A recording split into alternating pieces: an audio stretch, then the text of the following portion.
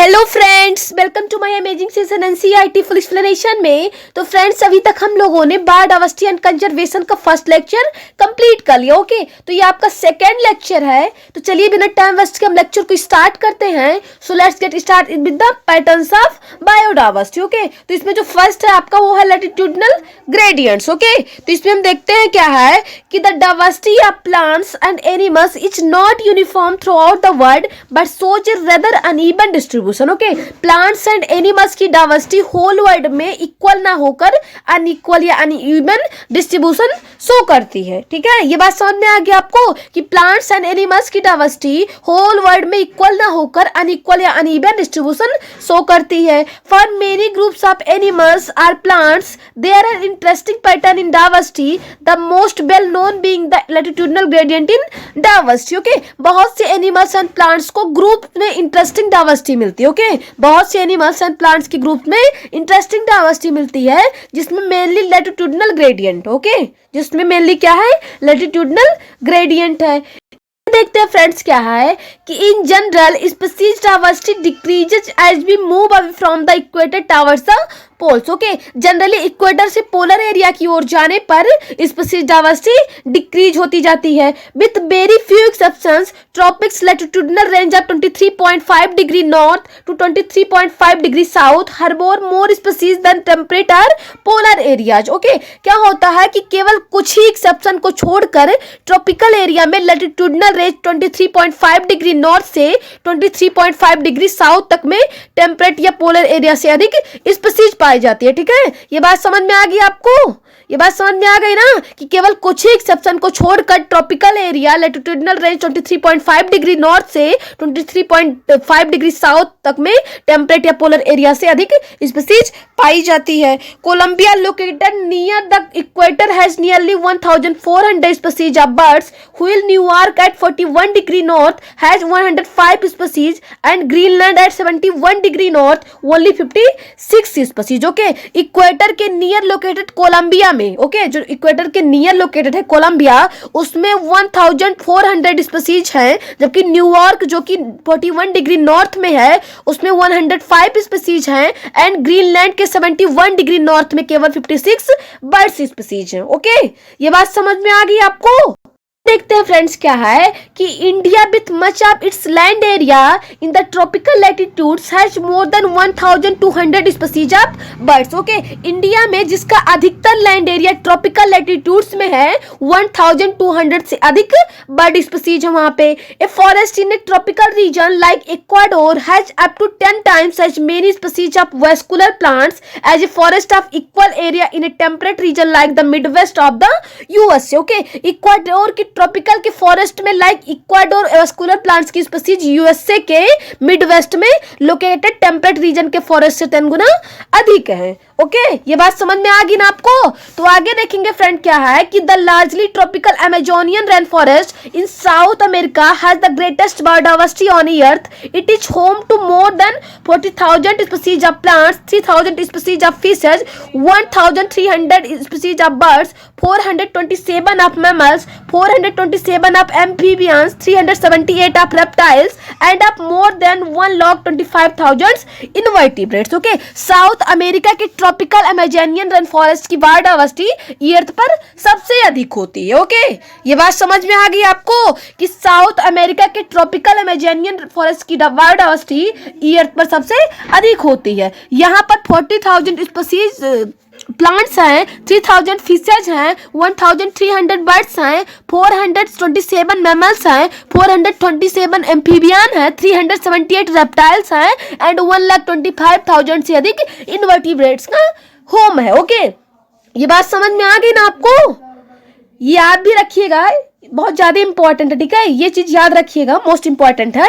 आगे हम देखेंगे क्या है फ्रेंड कि scientist estimate that in this rain forest there might be at least 2 million insect species waiting to be discovered and named. Okay, scientist का estimate है कि इन रेन फॉरेस्ट में अभी भी कम से कम 2 लाख इंसेक्ट स्पीशीज की डिस्कवरी एंड नेम बाकी हुई है। ये साइंस का मानना है कि अभी 2 लाख से अधिक स्पीशीज की डिस्कवरी एंड नेम बाकी हुई है। देखते हैं फ्रेंड्स क्या है कि what is so special about tropics that might account for their greater biological diversity. Okay, tropics में ऐसा क्या स्पेशल है जिसके कारण उसमें सबसे अधिक बायोलॉजिकल डाइवर्सिटी। ओके, तो आगे देखेंगे क्या है फ्रेंड्स कि ecologist and evolutionary biologist have proposed various hypothesis, some important ones और। Okay, ecologist and evolutionary biologist ने बहुत सी हाइपोथेसिस की है जिनमें से कुछ इंपॉर्टेंट है। तो देखेंगे हम फर्स्ट क्या है। फर्स्ट उसको हम देखते हैं क्या है कि speciation is generally a function of time. Unlike temperate regions subjected to frequent glaciations in the past, tropical latitudes have remained relatively undisturbed for millions of years and thus had a long evolutionary time for species diversification. Okay, क्या हुआ कि speciation जो है वो generally time की function है। Okay, ये बात समझ में आ गई आपको कि जो स्पेसिएशन है वो जनरली टाइम का फंक्शन है। टेम्परेट रीजन में पास्ट से बार बार ग्लेशियन होता रहा, जबकि ट्रॉपिकल एल्टीट्यूड्स लाखों ईयर से रिलेटिवली अनडिस्टर्ब रहा है। इसी कारण स्पीशीज डाइवर्सिफिकेशन एंड डाइवर्सिटी के लिए बहुत टाइम मिला हुआ है। ओके, ये बात समझ में आ गई ना आपको कि जो आपका सेकेंड है वो है tropical environments unlike temperate ones are less seasonal, relatively more constant and predictable. Such constant environments promote niche specialisation and lead to a greater species diversity. Okay, tropical environment जो है टेम्परेट इन्वायरमेंट से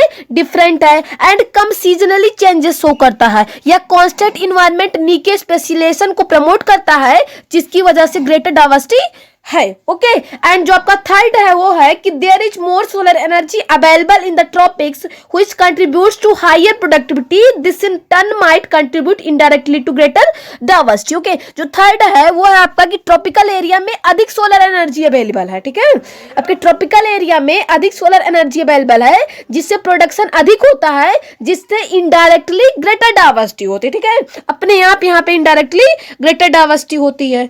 ये बात समझ में आ गई ना। तो हम आगे देखते हैं क्या है।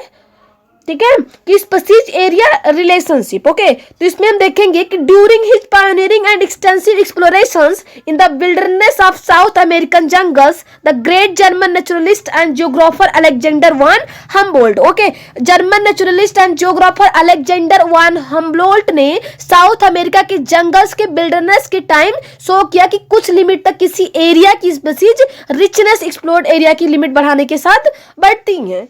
ओके, ये बात समझ में आ गई आपको कि जो जनरल नेचुरलिस्ट एंड जियोग्राफर थे अलेक्जेंडर वान हम्बोल्ट ने साउथ अमेरिका के जंगल्स के विल्डरनेस के टाइम शो किया कि कुछ लिमिट तक किसी एरिया की स्पीशीज रिचनेस एक्सप्लोर्ड एरिया की लिमिट बढ़ाने के साथ बढ़ती हैं।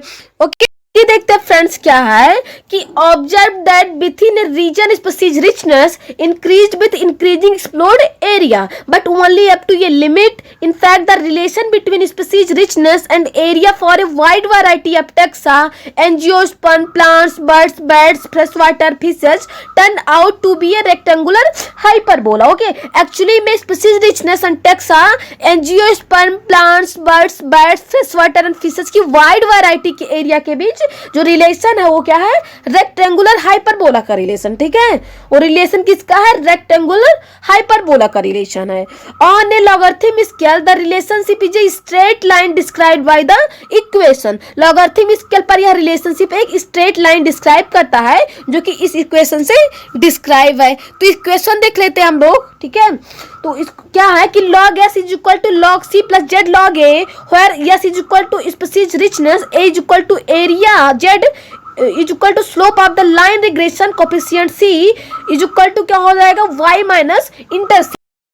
आगे देखते हैं फ्रेंड्स क्या है कि ecologists have discovered that the value of z lies in the range of 0.1 to 0.2 regardless of the taxonomic groups और the region, whether it is the plants in Britain, birds in California, mollusca in New York state, the slopes of the regression line are amazingly similar. Okay, ecologist ने बताया कि z का value 0.1 से 0.2 के range में होता है, भले ही taxonomic groups and regions like Britain के प्लांट्स, कैलिफोर्निया के बर्ड्स या न्यूयॉर्क के मोलस्का कुछ भी हो। ओके, देखते हैं फ्रेंड्स क्या है कि but if you analyse the species area relationship among very large areas like the entire continents, you will find that the slope of the line to be much steeper, z values in the range of 0.6 to 1.2. Okay, but यदि हम किसी large area like entire continents के species area relationship का analyse करते हैं, तब यह find होता है कि लाइन की जो स्लोप है वो अधिक स्टीपर है,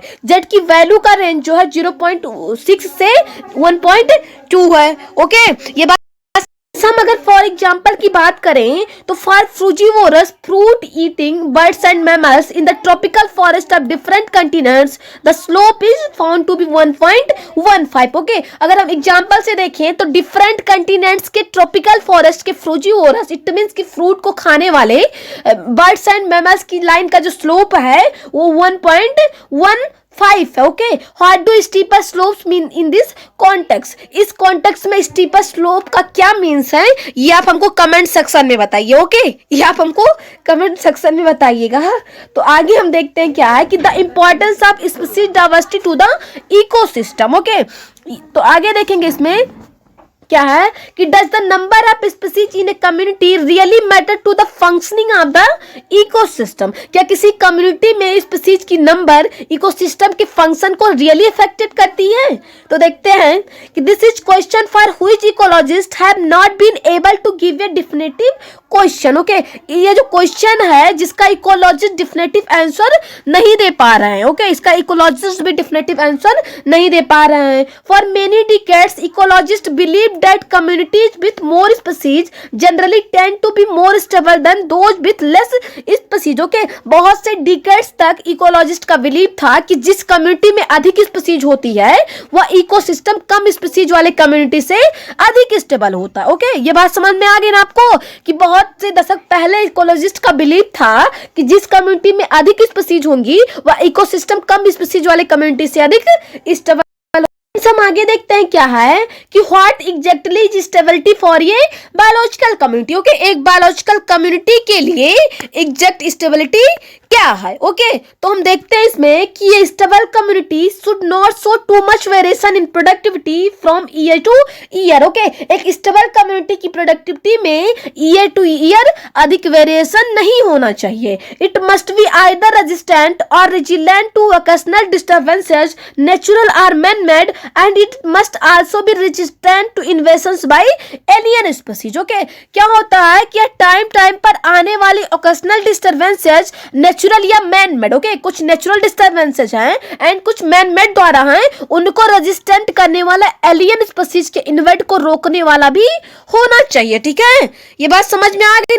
हम आगे देखते हैं क्या है कि we don't know how these attributes are linked to species richness in a community, but David Tillman's long-term ecosystem experiments using outdoor plants provide some tentative answer. Okay, हम नहीं जानते कि एट्रीब्यूट्स स्पीसीज रिचनेस से किस type से link है, but David Tilman द्वारा experiments के बाहर के प्लॉट्स पर लॉन्ग टर्म तक इकोसिस्टम के यूजेज इस बारे में कुछ टेंटेटिव आंसर देते हैं. ओके, तो Tilman found that plots with more species showed less year to year variation in total biomass. Okay, Tilman ने पाया कि उन प्लॉट्स ने जिन पर अधिक स्पीसीज थी time to time total biomass में कम वेरिएशन शो की. He also showed that in his experiments increased diversity contributed to higher productivity. उन्होंने अपने एक्सपेरिमेंट्स में यह भी शो किया कि डाइवर्सिटी में इंक्रीज से प्रोडक्टिविटी बढ़ जाती है. ओके, ये बात समझ में आ गई आपको कि उन्होंने अपने एक्सपेरिमेंट्स में यह भी शो किया था कि डाइवर्सिटी में इंक्रीज होने से प्रोडक्टिविटी बढ़ जाती है. तो आगे देखेंगे फ्रेंड क्या है हम लोग कि although we not understand completely how species richness contributes to the well-being of an ecosystem, we know enough to realize that rich diversity is not only essential for ecosystem health but imperative for the very survival of the human race on this planet. Okay, although हम completely यह नहीं जानते कि कैसे species richness अच्छा बनाए रखने में कंट्रीब्यूट करती हैं, हम यह रियलाइज करते हैं कि रिच बायोडाइवर्सिटी केवल अच्छे इकोसिस्टम के लिए ही इसेंशियल नहीं है बट इस प्लानेट पर ह्यूमन रेस को सर्वाइव करने के लिए भी इंपॉर्टेंट. ओके, ये बात समझ में आ गई आपको? ये बात समझ में आ गई ना? देखते हैं फ्रेंड्स क्या है कि at a time when we are losing species at a alarming pace, one might ask does it really matter to us if a few species become extinct. Okay, इस टाइम जब हम स्पीसीज को alarming pace से loss कर रहे हैं तब यह क्वेश्चन आता है कि यदि कुछ स्पीसीज एक्सटिंक्ट हो जाएं या कुछ स्पीसीज गायब हो जाएं तो क्या रियली में इसका ह्यूमन पर इफेक्ट पड़ेगा। तो देखते हैं कि would western Ghats ecosystem be less functional if one of its tree frog species is lost forever. Okay, क्या हुआ कि यदि वेस्टर्न घाट के इकोसिस्टम से ट्री पर पाए जाने वाले फ्रॉग की स्पीसीज हमेशा के लिए गायब हो जाए तब क्या वहां का इकोसिस्टम कम फंक्शनल होगा। Okay, how is our quality of the life affected it say instead of 20,000 we have only 15,000 species of ants on earth. Okay, यदि ईर्थ पर 20,000 ants स्पीसीज के प्लेस पर केवल 50,000 स्पीसीज रहे तब हमारी लाइफ किस टाइप से अफेक्टेड होगी। ठीक है, इस टाइप के क्वेश्चन। ओके, तो देखेंगे हम कि there are no direct answer to such negative questions but we can develop a proper perspective through an analogy, the rivet popper hypothesis used by Stanford ecologist Paul Ehrlich. Okay, क्या है friends कि इन सीधे question का कोई answer नहीं। ठीक है, ये जो डायरेक्ट क्वेश्चन है इसका कोई आंसर नहीं है, बट स्टैनफोर्ड के इकोलॉजिस्ट पाउल एहरलिच द्वारा यूज की गई रिपीट पॉपर हाइपोथेसिस से हम एक प्रॉपर पर्सपेक्टिव डेवलप कर सकते हैं। देखते हैं फ्रेंड्स क्या है कि in an airplane ecosystem all parts are joint together using thousands of rivet species. Okay, एक एयरप्लेन इकोसिस्टम के 1000 रिपेट स्पीसीज द्वारा सभी पार्ट्स को ज्वाइन किया जाता है। If every passenger travelling in it starts popping a rivet to take home causing a species to become extinct, it may not affect flight safety, proper functioning of the ecosystem initially, but as more and more rivets are removed the plane becomes dangerously big over a period of time. Okay, यदि airplane का हर passenger अपने साथ एक rebate को ले जाने लगे तो स्पीसीज के एक्सटिंक्ट हो जाने का रीजन तब स्टार्टिंग में सुरक्षा को इफेक्ट नहीं कर पाएगा। ठीक है, ये बात समझ में आ गई आपको कि यदि एयरप्लेन का हर पैसेंजर अपने साथ एक रिबेट को ले जाने लगे तो स्पीसीज के एक्सटिंक्ट हो जाने के रीजन तब स्टार्टिंग में फ्लाइट की सुरक्षा को इफेक्ट नहीं पड़ेगी, बट यदि और अधिक रिबेट हटा लिए जाए तब कुछ टाइम के बाद एयरप्लेन डेंजरसली वीक हो जाएगा। ठीक है, कुछ टाइम के बाद एयरप्लेन जो है वो डेंजरसली वीक हो जाएगा। ओके, ये बात समझ में आ गई ना आपको। फ्रेंड्स, आगे हम देखते हैं क्या है कि further more which rebate is removed में आल्सो बी क्रिटिकल। ओके, साथ साथ यह भी इंपॉर्टेंट है कि कौन सा रिबेट हटाया गया है। Okay, loss of rivets on the wings की species that drive major ecosystem functions is obviously a more serious threat to flight safety than loss of a few rivets on the seats और window inside the plane. Okay, plane के wings का rivet हटाना flight safety की दृष्टि से plane के अंदर seat and window के रिबेट हटाने से अधिक इंपॉर्टेंट है, या प्लेन के विंग्स के रिबेट को इकोसिस्टम की मेन स्पीसीज से कंपेयर की गई। ओके, ये बात समझ में आ गई आपको कि प्लेन्स के विंग्स के रिबेट की इकोसिस्टम को मेन स्पीसीज से कंपेयर किया गया है। तो फ्रेंड, आज का लेक्चर हम यहीं पे समाप्त करते हैं। Thank you.